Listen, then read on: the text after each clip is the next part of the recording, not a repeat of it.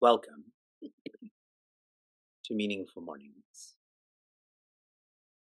Today, after I'm finished sharing in Meaningful Mornings, I have to go to our ashram. There's around 60 police officers who are coming to the center to be trained in Sanatana Dharma. This is part of their diversity, sensitivity training. We've had a change in our police chief here in the Niagara region. In our meeting, he was sharing the swearing-in ceremony was to start with the national anthem and then a land acknowledgement. But he, in that moment, changed that order to the land acknowledgement and then the national anthem. And I very much appreciated this sensitivity because before the political nation of Canada was formed, who was here? What was here? The Indigenous people. This was their land, and so that was shared first. I like that. I feel we should all engage in land acknowledgements before any sort of celebration, an anniversary, a birthday party, and so on. I specifically bring this up because we're continuing to celebrate Bhagwan Rama's Jayanti. It is not an event. I was thinking so much about how mandirs around the world are engaging in Bhagwan Rama and Bhagavati Sita's Kalyanam, which means their marriage. They were never separate. They don't need to be married. It is we who have to get married to our divinity, our Kalyanam. It is fascinating to me how subtly we justify our externalization, that this is how I'm celebrating this Jayanti, instead of becoming like Bhagwan Rama.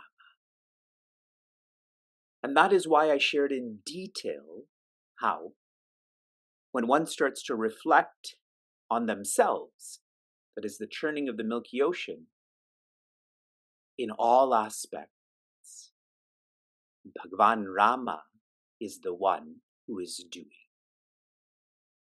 His ocean, his mountain, his snake, his turtle, his eagle. So for us to remember him and then reflect and watch how you purge that poison and feel this peace.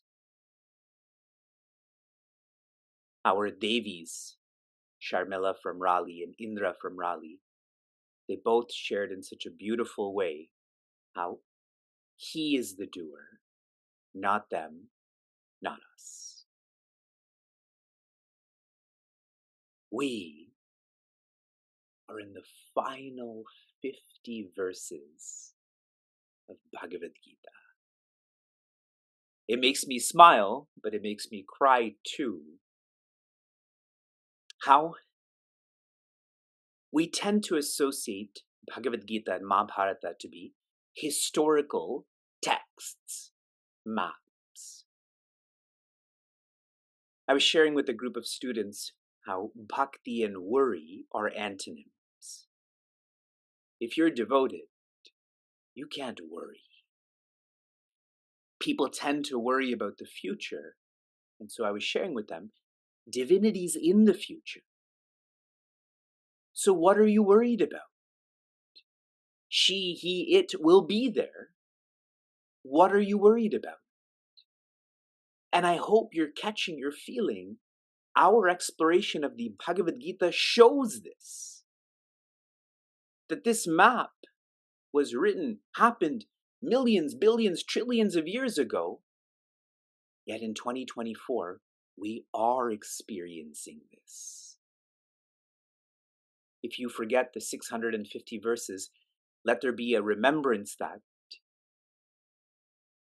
worrying is illogical. Worrying is anti-Gita.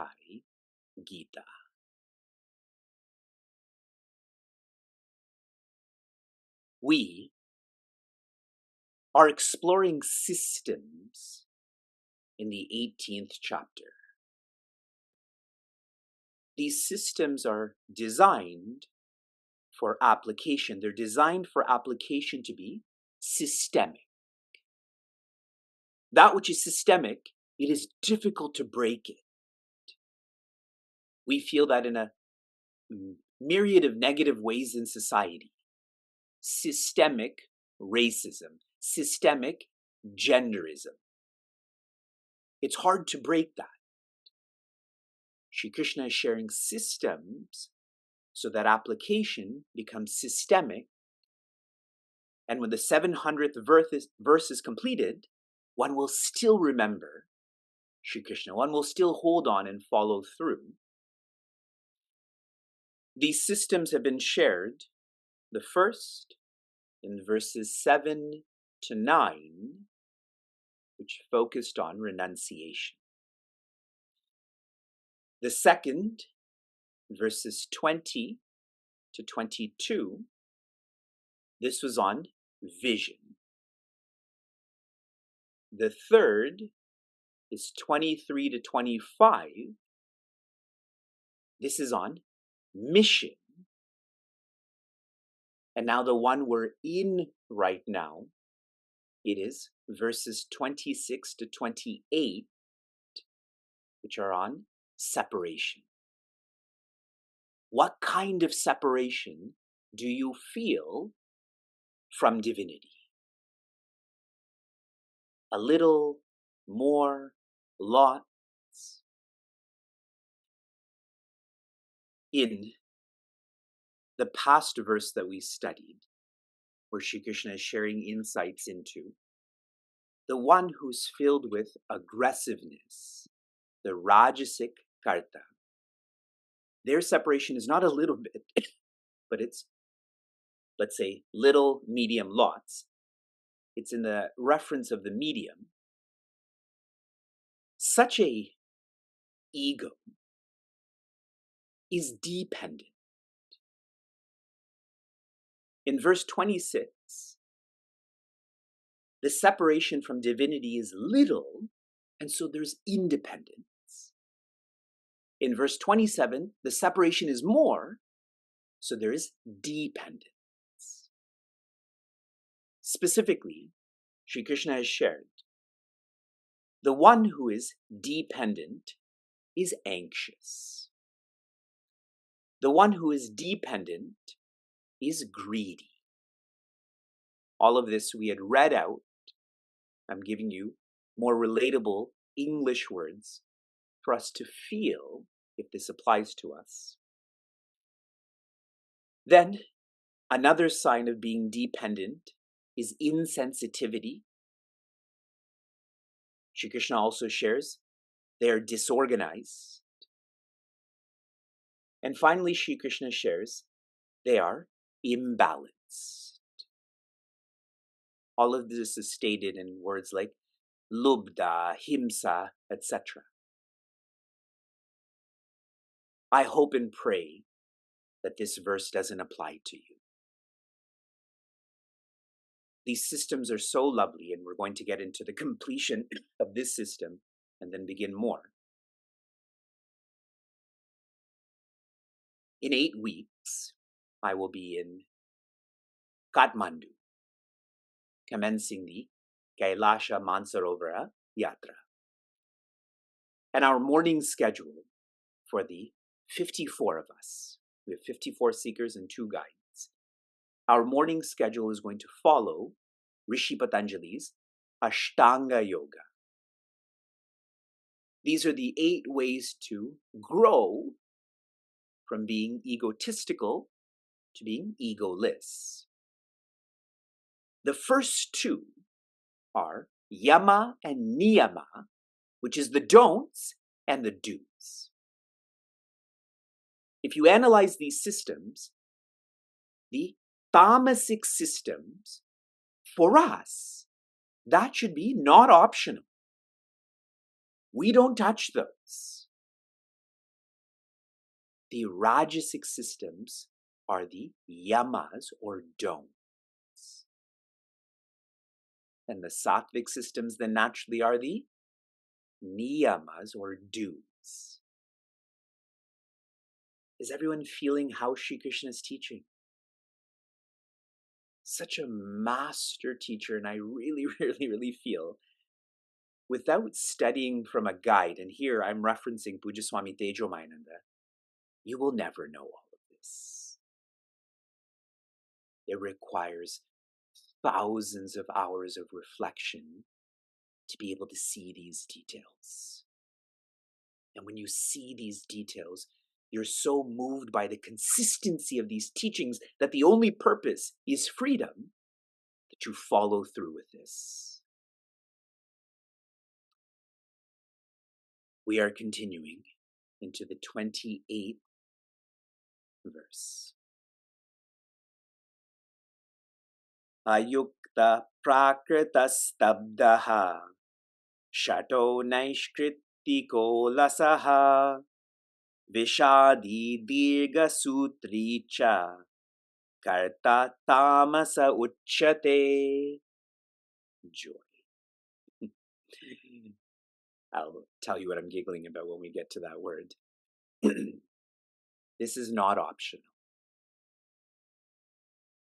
I gave you the example of when I apply for my Indian visa or when I donate my blood, there's a section that asks a question about, are you pregnant? Because I identify as a male, that question goes away from me, for me. It's not optional for me. So in this verse, not optional, there's no need for us to invest a lot in this. Conversely, we should be investing in the sattvic system more. So I'm reading this out to you.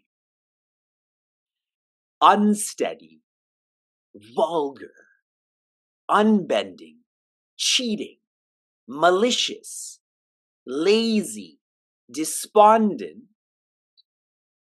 and procrastinating. That's what I was giggling at. The word Dirga Sutri means the one who does things and it takes so long. So if you want to politely insult someone, call them a Dirga Sutri. Procrastinating. Such an agent, the doer, the karta, is said to be tamasic, dull, filled with laziness. Another way for us to reflect on these verses, if we reflect, we can relate. In the Ramayana, there's a famous and meaningful set of siblings, that is 3 brothers.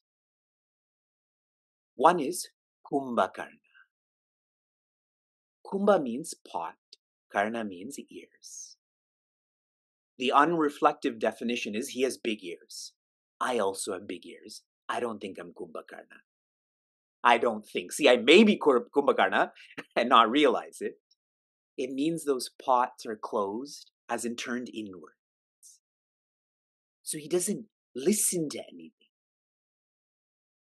That is tama, or laziness. Better than that is Ravana. Ravana means the one who is roaring and causing crying. When there's a lot of loud noises in our minds, overthinking, worry, etc., it makes us emotional, doesn't it? That's symbolic for Raja, or aggressiveness. Then there is Vibhishana. Some commentaries, some teachers of Ramayana share that Vibhishana is not one of the brothers. He's actually like a step sibling because he's so different. Bhishana means to be afraid. Vibhishana, the one who's not afraid. He is courageous. Or filled with sattva and quietude. Last reflection. In an earlier Meaningful Mornings period, I'd stated that those who are filled with quietness, they use their intellect to inquire.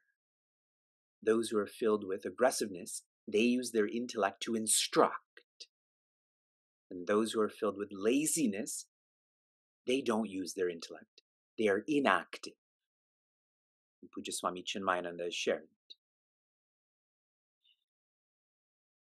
A tamasic human is uncultured inasmuch as they act in the world spurred by impulses and instincts of their own mind. They're instinctive instead of intentional. From inspiration to application, your application was to do that which is extraordinary for Bhagwan Rama's Jayanti. How many of you have done this? I welcome you to share in the chat what you've done. For me, I'm also a student of Meaningful Mornings. I am not someone who has excess time. However, with our one with ones, I've even organized these while I'm traveling and over the weekends, which I've not done in the past. And this is extraordinary to me because despite the circumstance, I still have to be available. Traveling, weekends, those are excuses. So I'm not going to make that excuse. Your application for this morning. How many of you have heard of the singer Roy Orbison? By a show of hands. I'm disappointed right now. I want you to listen to the song, You Got It. You Got It by Roy Orbison. And please try to reflect on Sri Krishna singing this to you in terms of you got it. Shanti, Shanti, Shanti. Be joy.